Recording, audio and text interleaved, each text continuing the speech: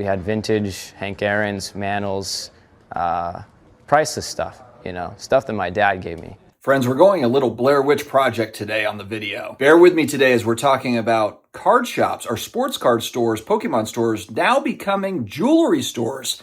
With all the heists going on here in the community, what are store owners to do? We're going to talk about it next.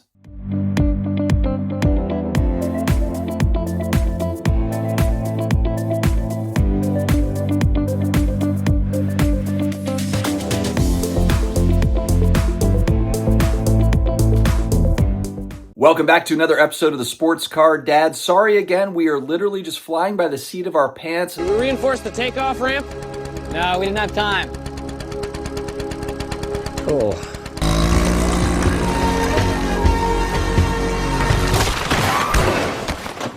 Oh, shit. Visiting my dad down here in Florida on his big birthday weekend. But we've got to talk about sports card stores, Pokemon stores getting hijacked in the middle of the night in Los Angeles. Got hit this morning at 3 a.m.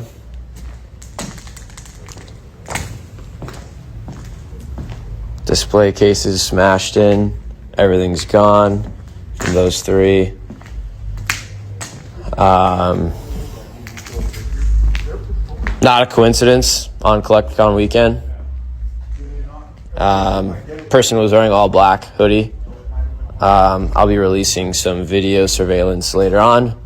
Being a target area here over the last few weeks, Sports Collectors Daily reports that we had break-ins at 44 collectibles, A&N collectibles, Blue Sports Cards, Cards and Coffee, and LA Sports Cards just over the last few weeks. What is going down there in Los Angeles? What's in the water?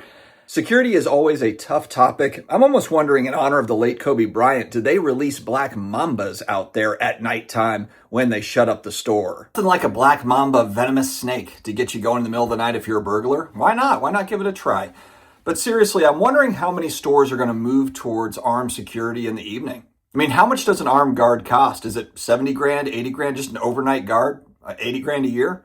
I'm almost wondering for some of these stores if that's worth it. I mean, some of these stores lost 6 figures in inventory. Were hit by thieves overnight. A third may have been targeted as well. One store in Laverne was just days away from its grand opening celebration. Eyewitness News reporter Tim Pulliam spoke with frustrated store owners, and he has new surveillance video of that burglar in action.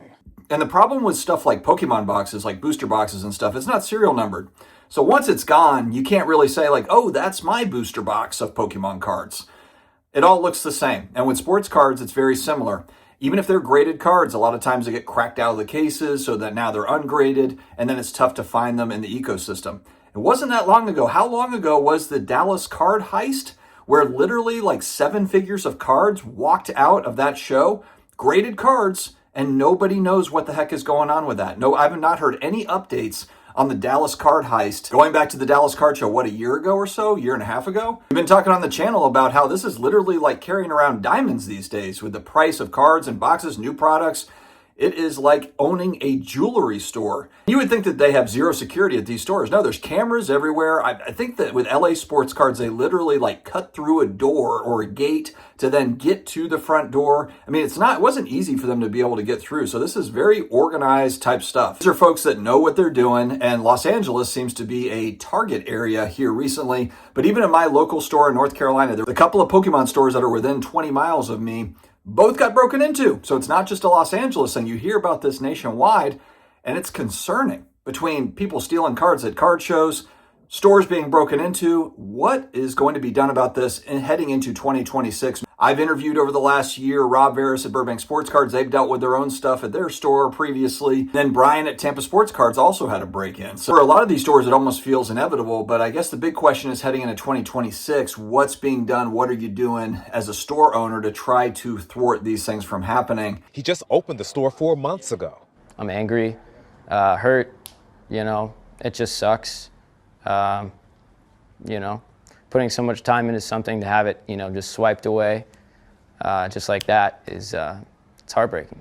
Before I leave you here today, friends, don't forget to get your discounts. SCD25 code for first-time PSA submitters get you $25 off that first submission. And if you need cases or top loaders or supplies, we got BCW, we got slab mags codes, we've got all sorts of codes. I'll put them up here on the screens. Make sure to take advantage of it. And if you have a collection to sell, make sure to check out justcollect.com. Link in the video description as well as the pinned comments will take you to their appraisal form to see what your collection is worth.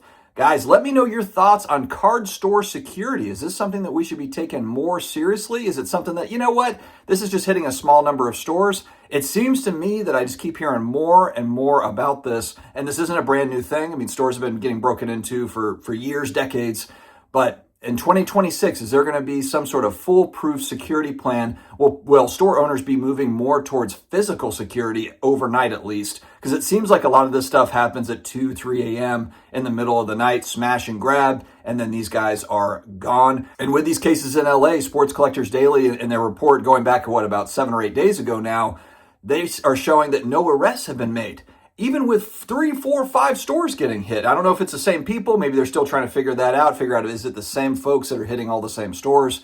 Is it different groups? What is going on? Is showing that people are doing some desperate stuff out there for some quick cash. And Pokemon cards, sports cards, that's one way to get inventory that you can just very easily move somewhere else. It's not easily trackable or traceable, which presents a big problem for our industry. Anyway, let me know your thoughts in the comments down below, my friends. Hope you're having an amazing end to your 2025. Stay healthy, stay awesome, and I will talk to you again later.